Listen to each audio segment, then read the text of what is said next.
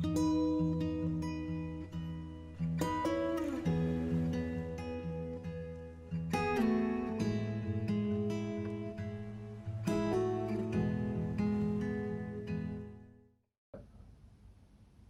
think that in the Korean Peninsula, one of the weaknesses of the current situation is that there is a lack of fresh thinking on how you can run a successful negotiation between the US and North Korea, which both will feel is of mutual benefit. I suppose the benefit of international players who come to this from completely outside the peninsula and rely on experience of other peace processes around the planet is that they just bring fresh ideas and a fresh approach to very old, difficult problems and suggest ways forward that perhaps are not within the current framework of thinking, but which might help break a deadlock.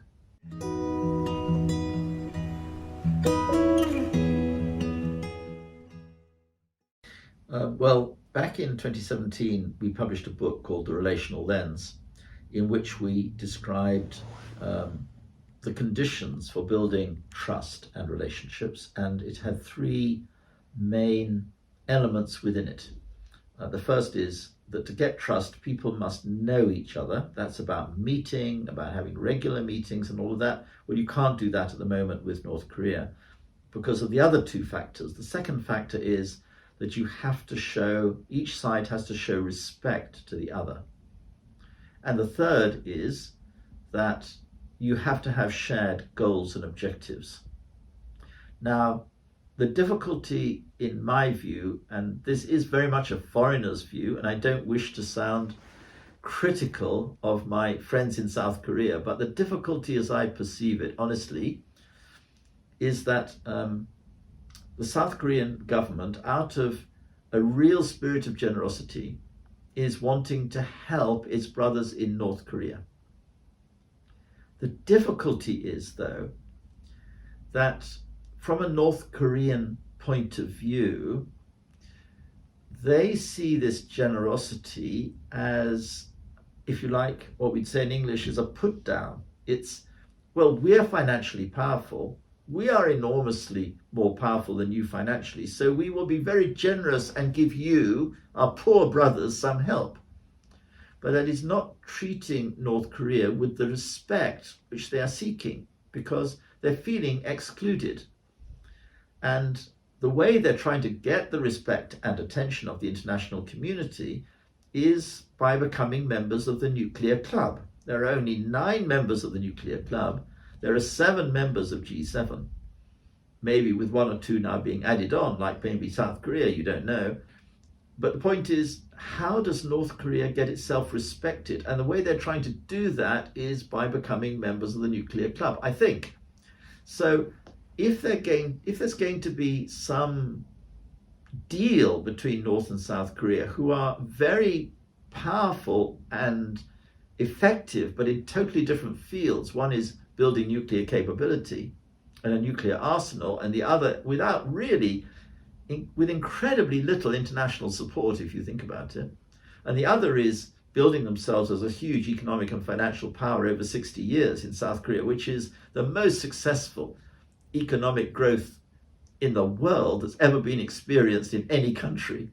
When you look at these two very able groups of people, how does South Korea offer to North Korea a deal which shows them proper respect?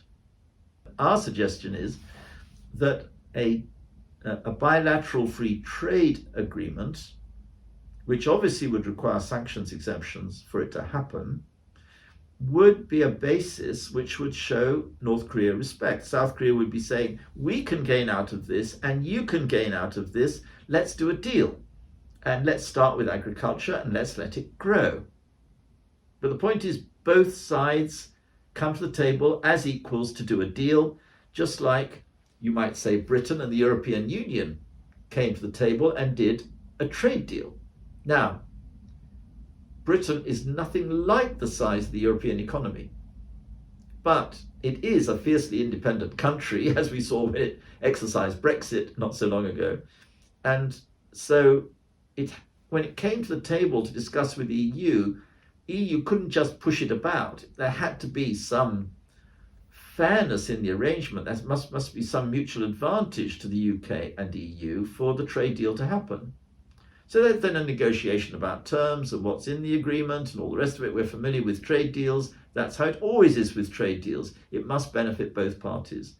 So what we're suggesting is some idea of mutual respect must be at the heart of it, and something which creates shared goals, shared objectives, shared benefits.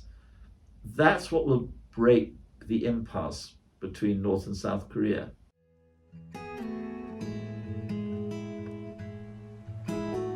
The Korean people are, I found from personal experience, exceptionally kind and courteous, extremely courteous people. And the North Koreans I have found actually the same as the South Koreans.